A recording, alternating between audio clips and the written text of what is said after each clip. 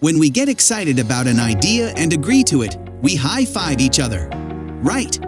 Then, have you used the fist to five voting before?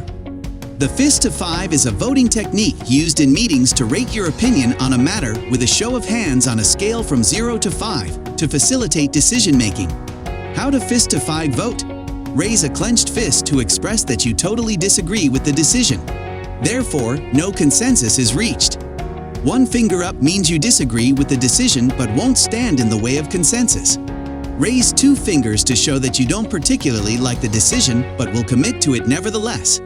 A vote of three fingers means that you may have a balanced list of pros and cons for the proposal, so you may be agreeing to it but not all the way.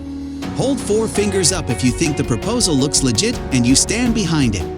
Raise all of your five fingers if you're totally on board with the proposal and will work on implementing it or even take the lead to put it into action. Adam.ai, your all-in-one meeting management software.